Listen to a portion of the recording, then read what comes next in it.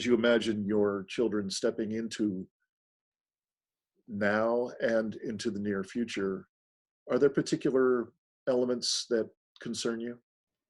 Yes, is the succinct answer. I'll just mention two. One is, very practical survival things. Is my child going to have food? Is my child going to have water to drink? Is my child going to be able to breathe clean air? And then the other is I feel deeply, deeply concerned about the level of aggression in our culture. Mm.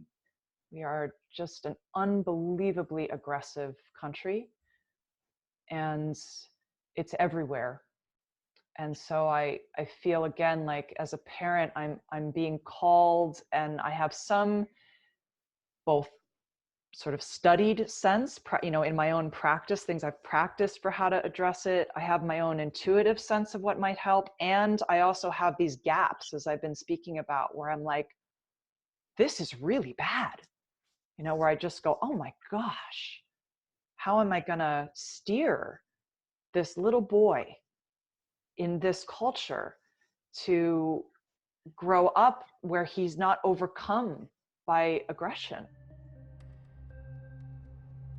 I'm Dean Walker, and welcome to the Poetry of Predicament podcast, a podcast for people brave enough to face humanity's challenges and problems, and most importantly, our numerous predicaments.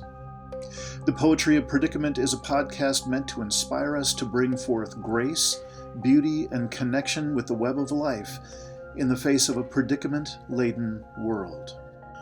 Today we speak about conscious parenting while facing collapse with professor, coach, counselor, and collapse-aware mother, Mirah Love. Well, this is a second round of conversation that I'm very, very excited and pleased to be a part of here in both the Poetry of Predicament podcast and also what we loosely call the collapse-aware parenting project around here. But also there's a bit more artful name, which we are calling Take My Hand, Conscious Parenting in times of collapse and predicament. This conversation today is with a remarkable scholar, as we discovered in the last episode, and in that last interview, which I will put the link to in the show notes below. Mirah Love was kind enough to tour us through some of her extensive mapping that she's come up with as a professor of a very particular and rich kind of process work that I was unaware that any traditional university setting would invite someone to come and teach about these, again, rich and bordering on the mythopoetic deep process methodologies. And so, Mirah, I just so enjoyed and learned so much from our earlier conversation. And you're kind enough to accept the invitation to come and speak on a more personal level of what is it to be a person who is very aware of what's actually going on the planet, and the stakes being as high as they are. And this, at the same time, being a parent. And the assertion is from myself and the other folks, yourself now included, putting together this series of interviews and other kind of content. The assertion is that it's lonely enough to be a person who is aware and doing their best to live a good life in the face of the predicaments and episodes of collapse that are very present in our world. And for some, it can be even lonelier still to be a parent in the face of all that. And so you and I have spoken just in little fragments here and there, and this is our chance to do a deep dive.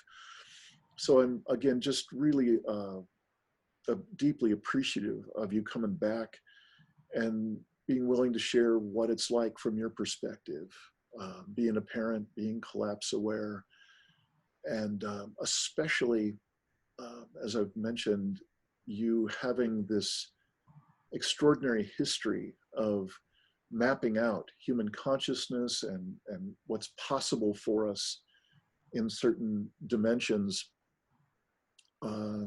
if we take this path seriously, which obviously you have. So Mirah Love, welcome to this conversation about parenting in troubled times. Thank you. Can I just say two quick things about something you said? Thank you for your kind words.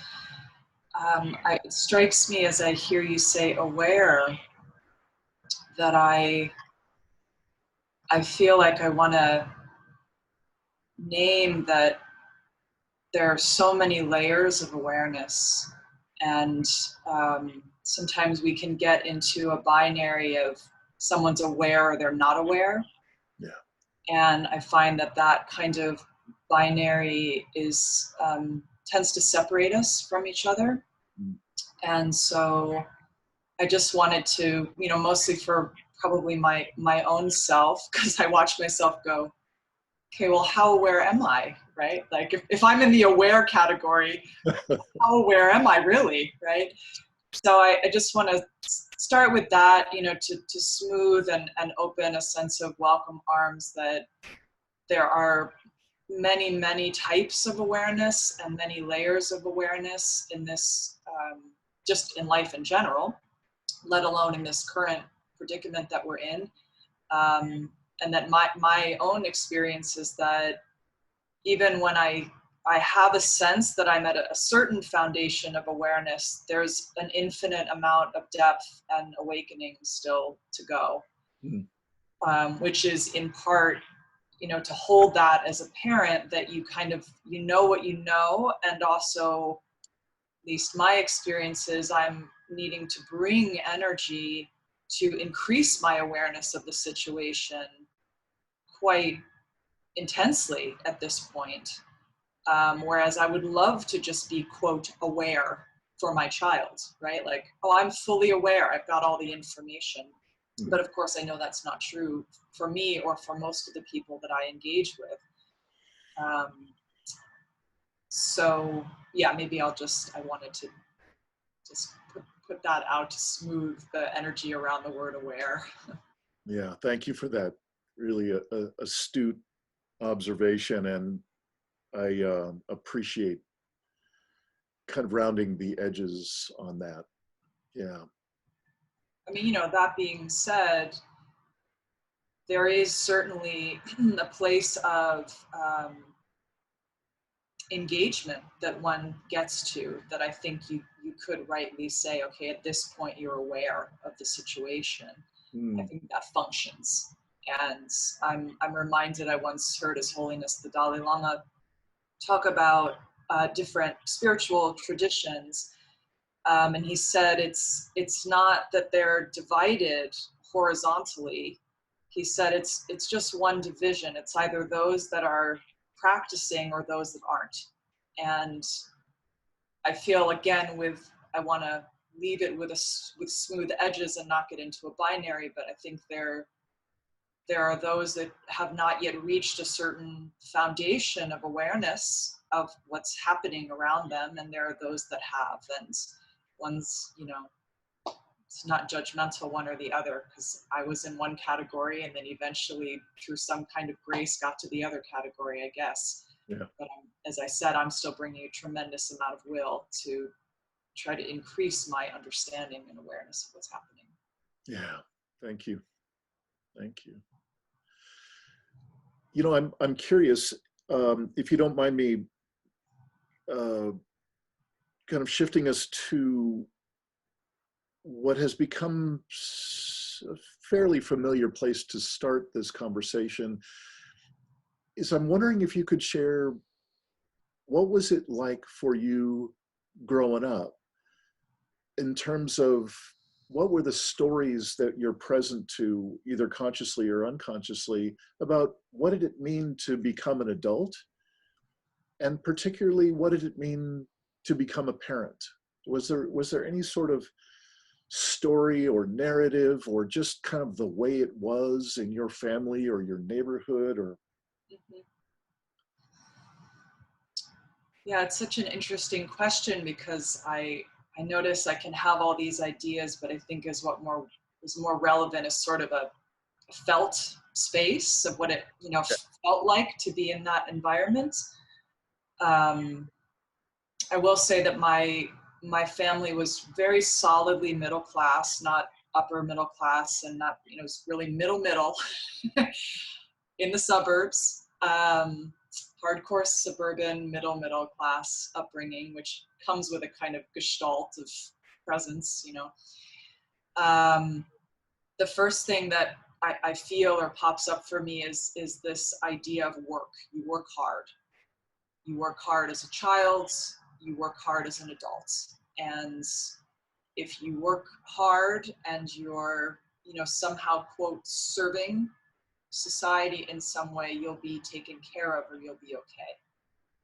I think that's also a feeling that comes up of what it meant to be a parent, was that you take care and you take responsibility for your child, but you also sort of let the society, the state, take care of the child. I went to public school, so there was this kind of feeling of you get schooled by the state in a way. Whatever sort of extracurricular activities I may be doing, those are, often felt like they were organized by other, people other than my parents. Both my parents worked full time. So I was one of those latchkey kids. I spent a lot of time alone, and think that, I also feel that in my body as sort of part of the message of growing up, which I find very relevant for me right now, where I'm longing for community, and a genuine community, which to me is multi-generational presence, interfacing with humans and non-humans, in a true collaboration, where you're collaborating for your vitality and your life together. And that's different than a commerce community or an educational community, a work community, right? Mm-hmm. So we have lots of different kinds of communities, but I'm noticing at this moment, as I face what's happening with the climate and asking what's best for my family and for myself, for my child growing up, I notice this gap of, where's the community? Where's people? And of course, when I go back to my childhood, I go, well, I didn't have any of that. There were work friends or school friends, but really for the most part, those are transient, kind of replaceable people in a sense. And I have, friends that I've been friends with for 30 years or something like that. But the energy of the actual community is that it's made up of replaceable people in a sense. Someone quits the job, you get a new person. Someone moves out of the neighborhood, someone else moves into the house. Whereas my sense, I've never had it, but my sense in researching, or if I tune into my heart, I feel like, oh, well, a quote, real community, or the kind of community that I'm longing for that feels like would be resilient in these times, is not replaceable, is not so transient.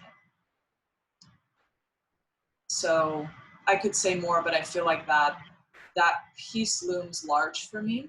Mm-hmm. And also the piece about the state will sort of take care of things. Right. I have no illusion about that at this point in my life. So got it. My husband and I also, we've had to bring more will than frankly we really wanted to sort of, and I think that this will continue, to sensing, okay, how do we create these spaces that, you know, perhaps when I was growing up, I would just get shunted into more easily, if that makes sense. Good. So if I could, I just want to recap, because you kind of took us back in time, then came back to present time, where you're kind of scanning and saying, geez, I don't have the kind of community that I think I might want to have in these times. Mm-hmm. And not too surprising, because you didn't have it when you were young. Mm-hmm. You mentioned a couple of kind of the way things were in the kind of shared story that you grew up in. If you worked hard, if you served the community, somehow you would be taken care of, because that's what the government was for, and that's how things were supposed to work out. Is that kind of a fair, brief recap? Yeah. And I'm curious if you could say anything about what. I'm just curious if you have anything to say about how anything else about what work was supposed to be.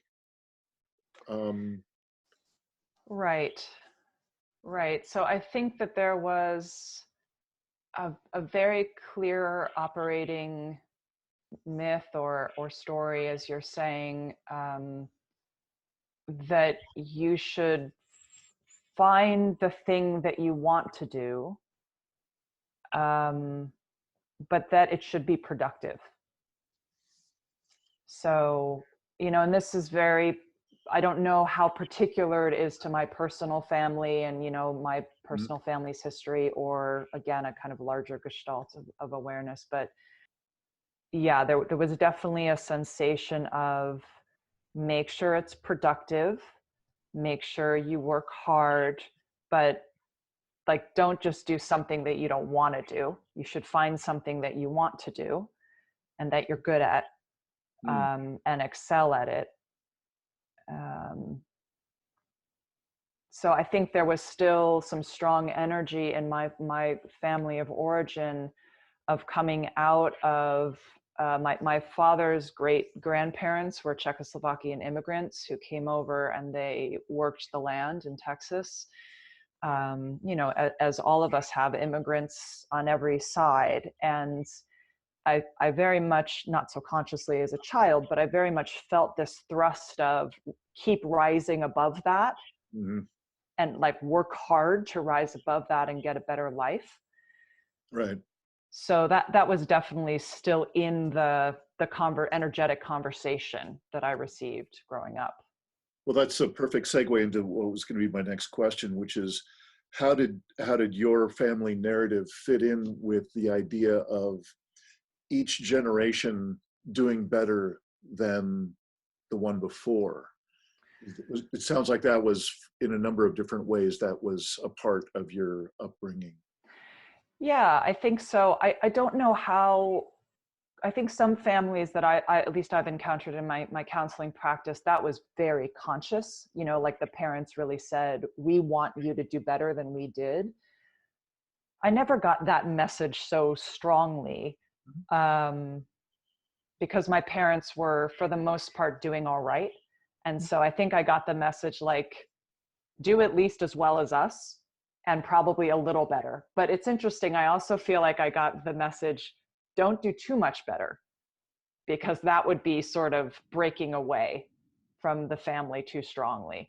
So for me, I think there was a confusing narrative that I've, you know, pieced through and already, but there was a confusing narrative of like, work really hard, excel, be productive, do a lot, but don't do too much. Don't go too far. Sort of this like push and pull energy. But yes, certainly that, the overall myth, right? I feel like that's in families and in America in general is this just increasing production, right? Like it's just going to get better and better and better and better and better. And I think that shows up on all these layers, and of course it's destroying us. Yeah. This idea of infinite growth, infinite betterness somehow. And Yeah. you find it in the spiritual narrative, particularly of our times too. Yeah. Well, again, a perfect segue. I'm curious if you would tour us through a contrast of what you've been sharing about the narratives you were aware of and some that you might not have been aware of as you were growing up, and what you see both in your life and your family and also in your practice. How is it different now to be a parent? How is it different now to be an adult? And how is it different now to be a child? Mm-hmm. Those are a lot of big questions.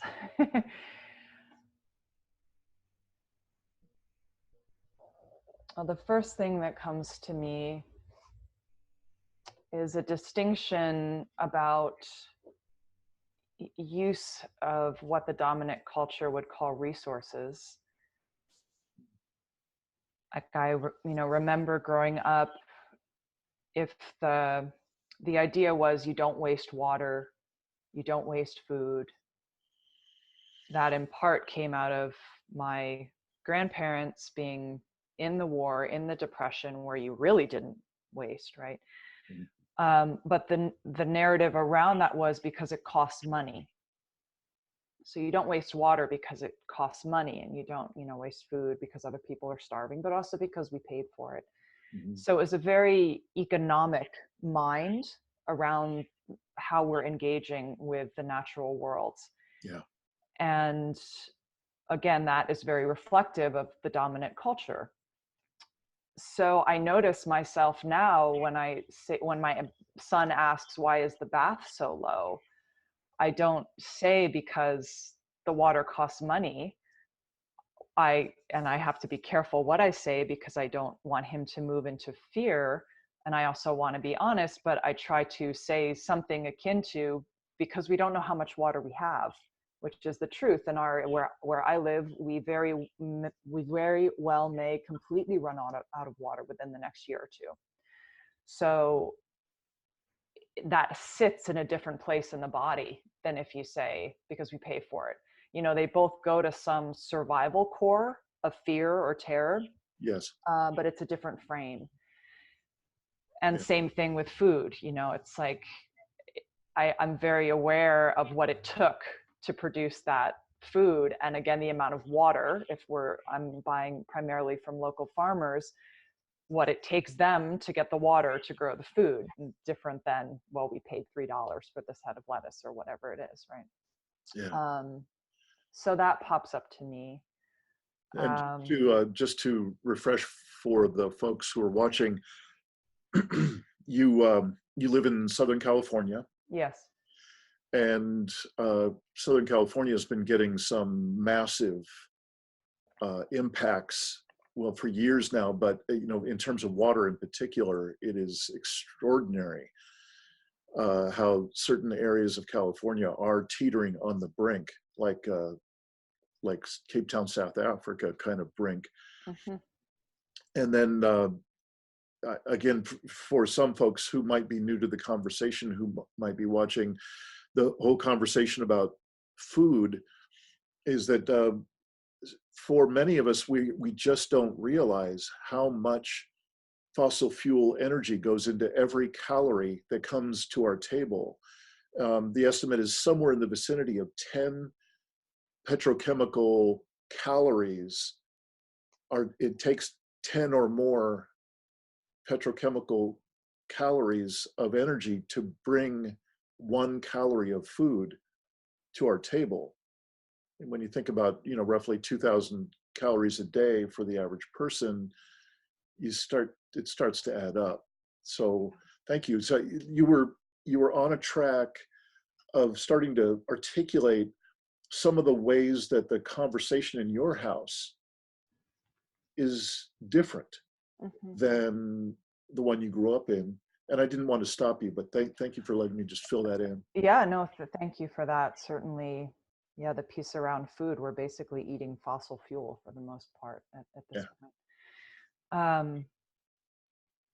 Yeah, I think one of the other pieces that pops up for me in terms of the difference, you're asking about the difference, is that, again, when I was growing up, the mind was very much, well, eventually you'll go to college, you'll get a job, you'll fit into society in some way or another. And that felt like a fairly stable track, even though, of course, as one actually encounters it, the stability sort of starts to fall away. But I mean, on a sort of countrywide level, there was still some degree of stability to that story. You could kind of eke it out, again, if you worked hard or happened to be lucky, or and that feels like that's totally gone at this point. When my son is 5, when I think about 10 years from now, yeah, I mean, I'm not saving for college for him. I don't think college will be relevant at all by that point, especially having taught in universities for 20 years. That it's gone, that's gone for me. I mean, I value those institutions. They certainly have things to offer, but I think we will move past that. mm-hmm. I think we will have totally moved past the idea that the state or the government is going to in some way support you or take care of you or offer avenues, maps of growing. And so that feels like I don't have the solutions to those, but again, I hit these moments as a parent where I go, there's a huge gap here for me from how I grew up to what I'm perceiving my son might encounter in his lifetime. And what do I do? How do I engage? How do I act? How do I create a vision or work towards a vision that is unknown? And it felt like, at least when I was growing up, my parents could still reasonably slot me in to a kind of story. Mm-hmm. Whether I agreed to that or not is, something different. But at least from their mentality, again, as a parent, you were asking about what it's like to be a parent. That was the sense I got, was that they could pretty much go on with their lives and send me to public school and like do the college thing and just like expect that the life would go on. And I feel like I don't have that luxury of sort of, quote, doing my life and letting my son sort of go in those tracks, nor would I want to at this point with my understanding of what those tracks produce or the sort of mentality in that space. So that's one other difference. And then just lastly, I'll say that you asked again about the difference of being a parent, or what's it like to be a parent. And I think one thing that pops up really strongly for me is to take responsibility for the fact that I chose to bring a child onto the planet at this time. And we don't really need another industrial human being on the planet right now. And I find that is a huge taboo in our culture still, to talk about overpopulation, particularly with parents, to talk about overpopulation. Whenever I even delicately approach that subject with friends who have children, I can feel the energy very clearly sort of going, how can we not like talk about that? Yeah. So you were mentioning loneliness earlier. In that, I often feel very lonely, where like on the moral level, just grappling with my own complexities of the fact that I chose to have a child, with some awareness of what's going on. And there's no solution to this. I'm just sharing that this is sort of one space that I sit in through most of my life as a parent. Yeah. And I feel like I need to take on an extra level of responsibility to make sure, I have no interest in controlling my son's life, but to make sure that at least he has an understanding that we all at this point are needing to step up and help. However his particular life path unfolds, and whatever his way of doing that, I don't know what it will be. But I think in his lifetime for sure, if not through the rest of my lifetime, you know, very, very palpably, it's going to be like a all hands on deck emergency situation. I mean, it already is, of course, an emergency situation, but even here where I live, where we know it's an emergency situation, we're running out of water, there's fires all around. It's amazing how all of us can just sort of go through our day, right? So I think that ability to do that is going to increasingly break down. Yeah. You're kind of nudging up against one of the questions that I hold out for later. Maybe it's a good time to go there now. You've got that list of questions there, and what I think you're pushing up against is the whole conversation about having resilience skills and distinctions, able to map out some of our inner reality as we look into a more and more stressful environment. How can I expand my capacities? How can I expand my inner toolkit, if you will, to be able to be more present in the face of larger and larger stressors, instead of the alternative, which for me would probably be to kind of armor up and be blustery and be more angry and be more forceful, if that was my default that I grew up in. That's my kind of default mode from earlier years, being an angry young man. For many people, it's to withdraw, and it's to kind of isolate or insulate or take care of our own and become more separate. And all of these point to one of those pieces of the inner toolkit is, how do I self-regulate? How do I bring myself back to what some people call the resilience zone? That the area, the zone that I call normal, that where I've got my wits about me, I've got some ability to breathe, and I can pause, and I can be present to the relationships and to the moment by moment reality. I might even have a little bit of sense of humor on a good day. Mm-hmm. And if I don't consciously take this on as a practice to expand that resilience zone, the world will pretty predictably compress that.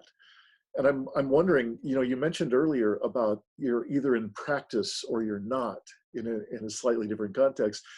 It seems like this might be part of that practice you were pointing to. Mm-hmm. Is how can I take on practices in which I continue to expand back to reclaim some of that resilience zone in the face of ever larger stressors. I'm wondering if my mention of resilience skills or self-regulation skills or various kinds of practices that we might have in a family or in a neighborhood or in an organization or just an intimate relationship, could you share whatever is sparked for you when I mention those topics? Yeah, the first word that comes to me is connectivity, connection. So being able to develop a layer of awareness to notice when you have disconnected from yourself or from the people around you. And then how do you make your way back? But there are many paths, of course, to make your way back. But actually being able to simply note that you've disconnected is already the pathway back, is the start of that. So that's the first thing that comes to me, which is, you know, a big ongoing piece, as I was talking about layers of awareness earlier, right? Because there's layers of connection. But again, we can sort of track, it functions to say, well, I was connected and now I've gone away, or now I'm angry, or now I'm scared, or whatever it is, right? I've shut down, I'm overwhelmed. So I try to, and we try in our family to be able to model that together, to be able to be expressive and to share and say, I'm overwhelmed, or I notice I've gone away, I've shut down, or I'm to be able to speak through those spaces as a prayer, as a wish to go back to connectivity. So rather than try to solve the issue or the predicament immediately, because some of these things we don't solve. Like you mentioned the fires, and I've noticed this year, very sort of shocking for me, or curious perhaps. I don't know if shocking's quite, that might be too dramatic a word. But I lived in Southern California for 13 years or 12 years, something like that, before the fires affected me directly. And I knew that there were fires, and I knew people who were directly affected by fires. And I think that I felt a relative layer of compassion for them. But once I was in the fire, once I saw the fire quarter of a mile from my house barreling down the hillside, and had to leave my town for a month and tried to get back in and wasn't able to get back in because new fires had started, and thankfully we didn't lose our home. We're in the sense, everything's fine. But once I went through that, now when the wind blows, I feel panic. Mm-hmm. And earlier in the year, I think in the spring, my son wanted to start a fire. I used to have fires often in our fireplace as a way of meditating and being together as a family. And it's a wonderful tool actually to regulate, is to sit in front of a fire. So I would, that was a regular part of my practice. And my husband was away teaching, and I was alone with my son, and it was night, and he wanted to start a fire. And I said, okay, well, make a little fire. And this was around the time of the rains, so I wasn't really concerned. And I started the fire. And just after I started the fire, these tremendous winds blew in. Mm. And I'm there alone with my son at night, and I went into a full panic attack. And I went outside, and I noticed that there were all these, sparks drifting all over the place. And I got out the hose, and and meanwhile I'm trying to go, it's okay, I'm just going to put out the fire as quickly as I can, try to sort of troubleshoot. So those moments, just taking myself back to the self-regulation conversation, like those moments aren't necessarily solvable, mm-hmm. But I'm learning or discovering, accepting, okay, now when the wind blows, I feel panic. That's part of what I feel. And rather than sort of going, into a state about it, just allowing, taking a pause, taking a breath, asking myself, is there anything that I do need to do to assure the safety of our house? Or, is there something that I need to attend to? So I think also that very practical note, if you're noticing that you're spinning out, to really check in and go, is there something for me to do? Because if there's something for you to do, then you can put your attention to doing that rather than being in a state. And if there's nothing for you to do, then there's nothing for you to do. So then you can put your attention on taking some breaths and connecting with yourself and those around you, because there's nothing for you to do. Right. And sometimes those questions aren't so simple, is there something or nothing for you to do, but it can give you a place to start. Sure. That's certainly in line with one of the cornerstones that I ended up with in my own research of, what can we do at the most basic daily life level to expand these capacities that we're talking about. I bumped into a couple of sources for resilience skills, for self-regulation skills. And the one that comes to mind is the work that the folks at the Trauma Resource Institute down in near LA, from Elaine Miller Karras's group, and she wrote a book. Gosh, I always forget. I will be sure to put the name of the book in the show notes of this interview. And I was so impressed by the book that it was so applicable so quickly. You were just talking about the simplest of elements, to just literally pause and take a look. Is there something to do? Is there not? It's a very, very simple choice point. And then to pause or not, even simpler, and to breathe. It just doesn't get any more elemental, but these are the first things to go straight out of our Right. conscious thinking when we're confronted with the amount of stress that would take us out of that resilience zone. Mm-hmm. So I appreciate what you're saying, and I was just trying to mention how much those simple suggestions that you were just making overlap almost directly with Elaine Miller Karras's team's very easy to integrate practices. So thanks for that. Yeah, there's one other thing that pops up for me with that, which is a meaningful self-regulation tool, which is to ask, like, how's everyone else doing? And is there something that I can do to support my son or my husband or whoever's around, or myself? You're part of that, everyone.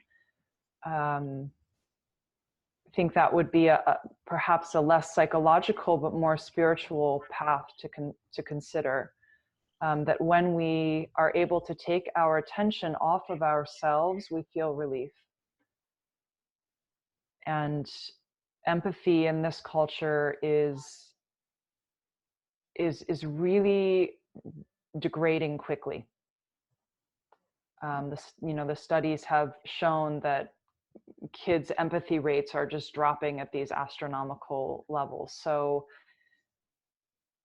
again, when I'm thinking about particular self-regulation tools for this time, I think about empathy and how to build empathy, because when you are in a state of empathy, when you're able to turn your attention to someone else and say, how are you? You already must be at a level of self-regulation, right? So it's sort of like, it's a trick. If you feel like you're spinning out, yeah, to go, can I look at someone and say, how are you doing? How was your morning? How's your mom? I heard she was ill, right? Or what? So in a sense, is there something for me to do or not to do? That's one thing that you could always do, is sort of check in. And that doesn't just have to be a person, right? It could be an animal. It could go, how's the tree doing? Should I water my plants? Just taking that attention off. And that creates those causes to have less self-focus. Yeah. We tend to spin out when we become overly focused on what's going on for us. Yeah. Well, I don't want to take you off track from the sharing that you're doing, but I'm so curious, because you have your practice and your own extensive experience of this kind of heightened awareness of our inner dynamics and process. One of the things that has come to be, it's one of the top 2 or 3 items on my screen all the time in this work that I'm doing to try and support people who find themselves in this collapse-aware neighborhood. And it's one of the weakest suits, particularly in the USA, of any that I've seen, and that is our apparent stunted growth of being able to connect with other people about things that truly matter. Mm-hmm. We can do small talk all day long. We can watch football, or we can go to the mall, or we can do all the things that we feel are, be device-faced, yeah. all day long. Yeah. and with some sort of proxy connection through those devices, I guess it's worth mentioning. But what I'm noticing is that there is literally a starvation level experience of people not knowing.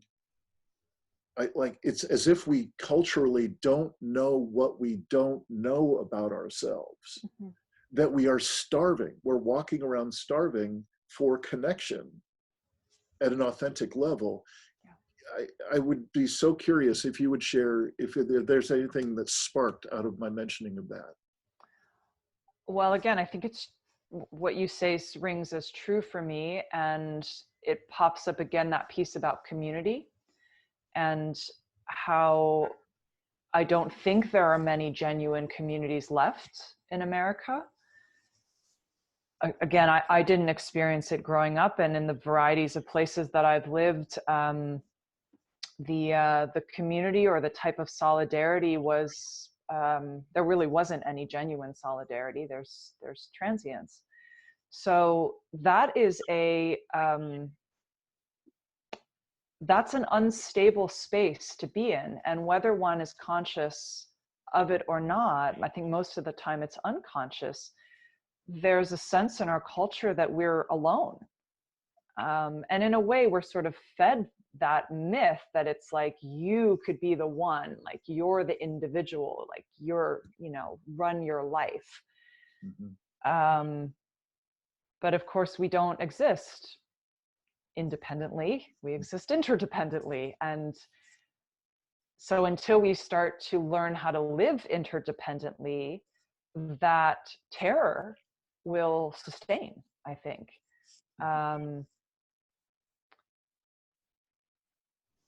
In terms of ways to address it, first off, I think someone needs to want it, like become aware that it's missing, or they come across it by surprise or something like that. What I will say that heartens me through my life and through my work is that when someone encounters that genuine connection, or someone who's actually listening to them or ready to really be with them directly, they know that feeling. And it's, as you're saying, it's like, oh, that's home for all of us, mm-hmm. to have that kind of connection. Yeah. So then the question is, how can you support that person moving towards that once they've had that opening? And how can, I think, each of us in our own way bring our will to forming those containers for ourselves and letting go of the things that do not genuinely connect us to the things that feel important, to our real values. Because our culture is beset by distractions. That's the point. The point is keep us distracted so that we don't see how bad things really are. We can, just keep people entertained. Yeah. And maybe they won't complain about the fact that they're spending thousands of dollars on their health care and not really getting any care, et cetera, right? We don't need to go into that. Yeah.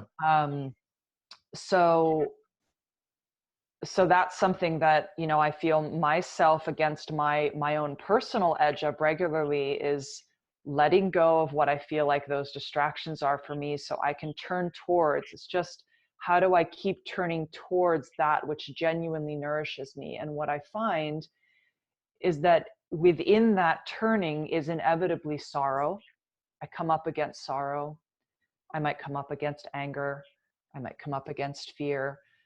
And I find myself often in my own process, and also when I'm counseling others, sort of wanting to frame that and going, this is part of it. Because the fantasy is, if you turn towards something that's genuinely nourishing, all you'll feel is joy.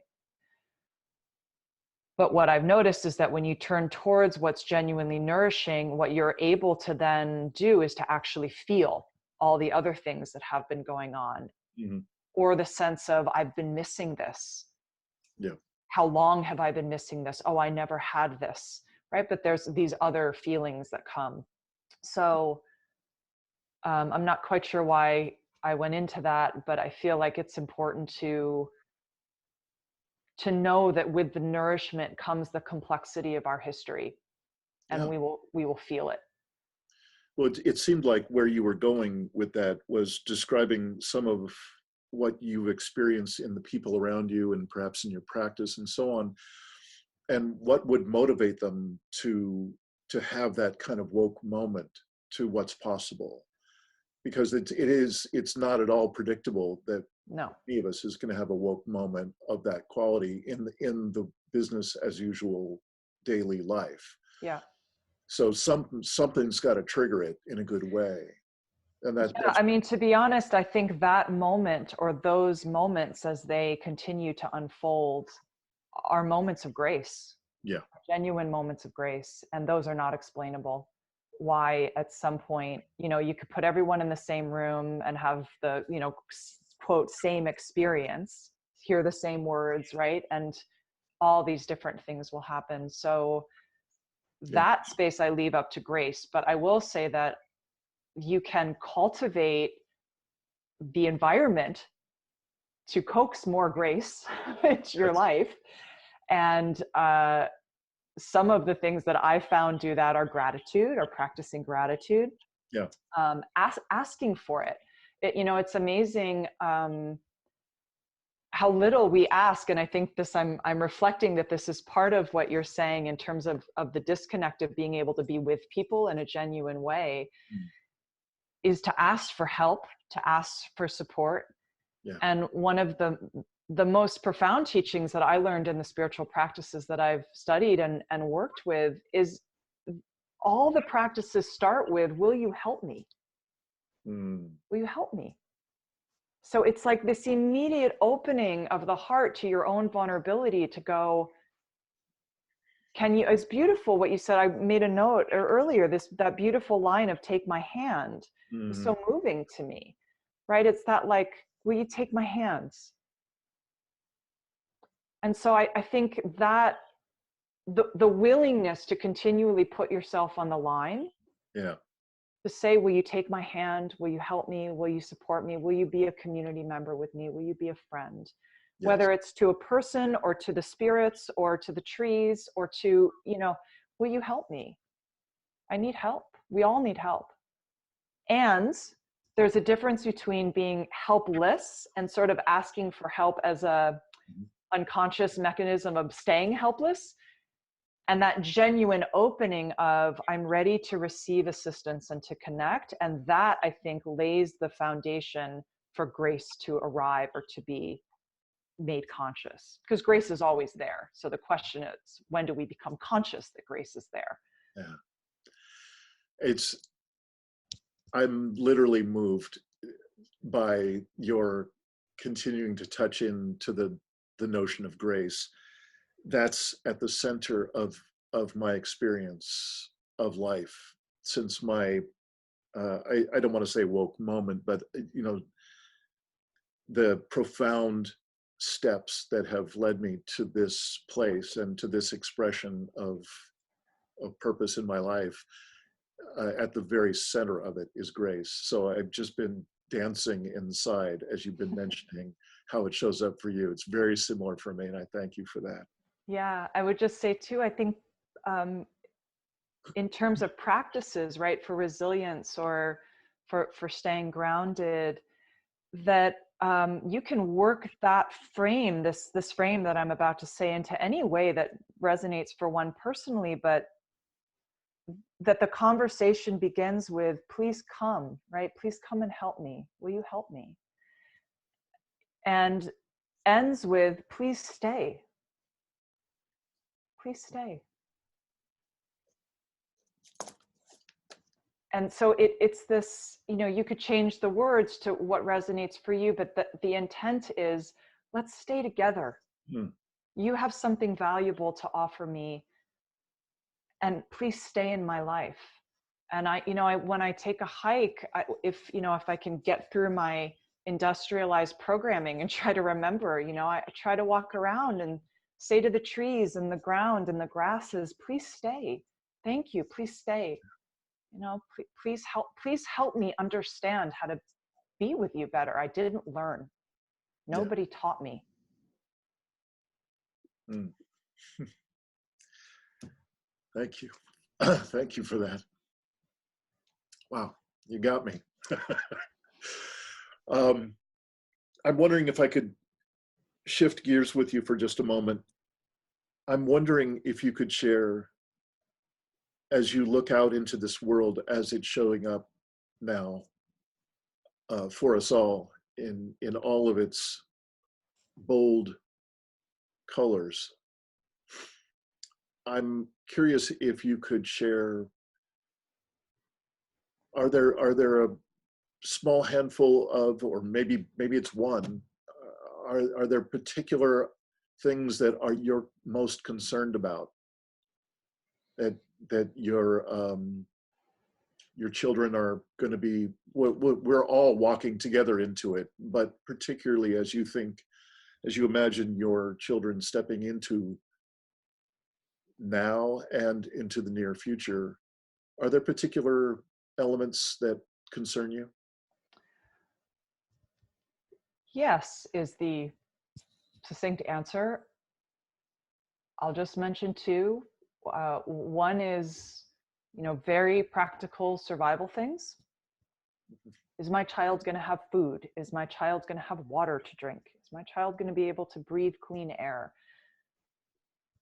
And then the other is, I feel deeply, deeply concerned about the level of aggression in our culture.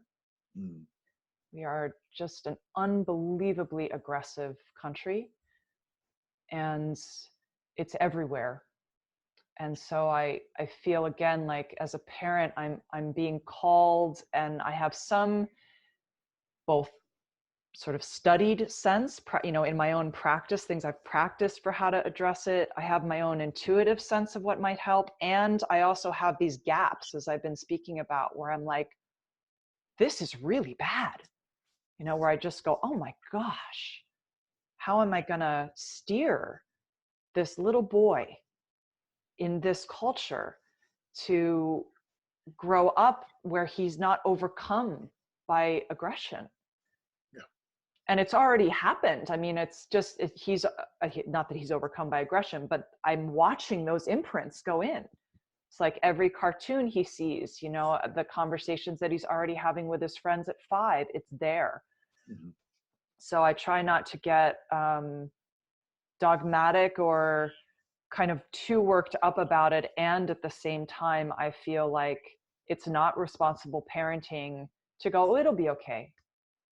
I'm sure it'll be fine, which is, again, sort of tracking back to the somatic sense I have of what my parents did, where it was like, yeah, there were things that they attended to, but for the most part, it was like, she'll be okay. Be all right. Like, we're fairly functional as a family, and, in general, things will be okay. Mm-hmm. And I don't feel like that. I don't feel like I can just send my child out in the world and be like, yeah, he'll be okay. He'll be okay if he starts watching hardcore porn at 11, which is when most boys start watching hardcore porn on their phones. He'll be fine, right? Or like any other myriad of things I could mention. So those are two big concerns. I feel like the aggression piece, although it's part and parcel, of course, of climate collapse and why the climate is collapsing, even if the climate wasn't collapsing, that would be there. And I have profound concern about it. And then I have profound concern about very basic survival situations. Got it. Thank you. Kind of the other side of that coin, I'm also curious if you would share from your remarkable perspective here, are there elements that when you scan out into the world and you imagine your child stepping out into this world, are there elements that you're aware of that particularly inspire you, that still crack open your heart in a good way? Yeah, I feel like I see bits of that every day, all day long, whenever anyone attempts kindness towards anything. And I certainly think there is a raising of consciousness at the moment. I think the collapse will happen, and it will require people to meet that. And the people that I see who are already attending to it give me hope, you know. But yeah, I think just the basic kindnesses that I witness every day are so moving to me, because I know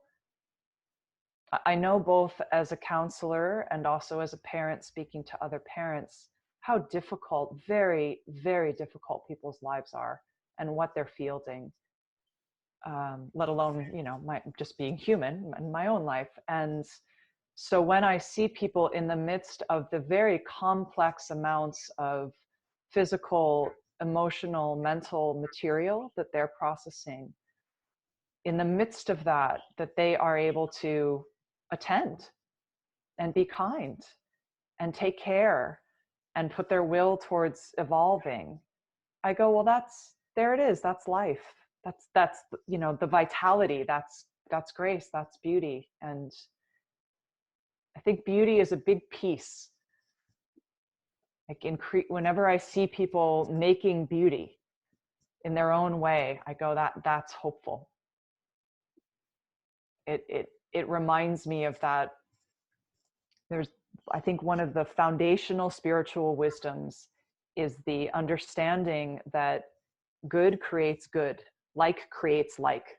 Mm-hmm. And even though it's foundational, I shouldn't say even though it's foundational, it is foundational, and maybe that's why so many people have missed it, but it's something, again, it's not like you know that and then you just go on with your life. That's something you practice day in, day out, of recognizing that the good that you do creates more good. Yeah. And so whenever I see people doing good in any way that they're doing good, and by good, I don't want to get, I want to be careful that it doesn't fall into sort of a religious reading of that. Yeah. Again, a sort of binary of good, bad. When I say good, what I mean with that term is that there is the intention of connecting in a loving way that supports vitality and life within the connection.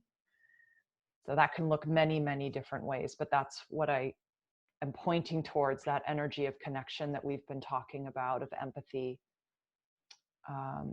When I say good, I don't mean like you're doing the rule book things. Yeah. So that brings me hope, because when I see that energy going out, I know that will bring more of that energy into the world. Yeah. And, you know, I hope that I can try to model that for my son. I hope that I can keep modeling it in my own actions for myself and increase it. And I hope as a parent, I can instill that deeply in him, to be able to sense the distinction, because most of the time the causality isn't very clear. You know, you think you're doing something good and you go, well, why is the response like that? So it's a foundational spiritual wisdom, because I think it's one of the most profound wisdoms and can often seem quite hidden. Well, I'd like to just recap what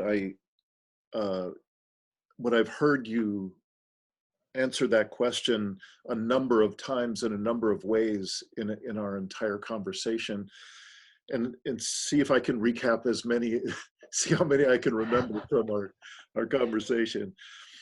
In addition to orienting or to deploying our attention in a way that really seeks out beauty, I was hearing that being one element that's a good one to have in the toolkit. Another is to invite grace. And I couldn't agree more.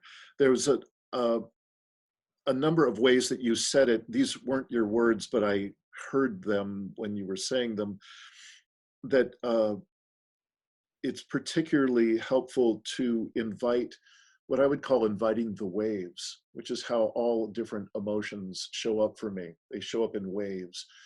And so if I, rather than trying to insulate myself from them, instead, if I'm inviting them, there's a whole different quality of life that's present. Mm-hmm. And again, you said that quite differently, but that's just my words for it. And similarly, to invite relationship, relatedness, interbeing, as some people like to call it. And I know that, again, you had a different way of saying it, but that is something that I recall you making a point of emphasizing at one point. Did I miss any? No, I would just specify slightly the last one, in that we're inviting loving connectivity, loving relationships, because of course we're in relationship all the time with all kinds of things, but we can be in relationship in a very destructive manner, and indeed are most of the time. Great. So it takes, I don't say that lightly. I really, really don't say it lightly, because it takes a great deal, I've found, of willingness to be vulnerable and to risk an actual loving connection, to risk going towards that. Mm. And perhaps in a more healthy society, it wouldn't feel like such a risk. But I found in myself and in others that I've been with that it does tend to be a risk. Yeah.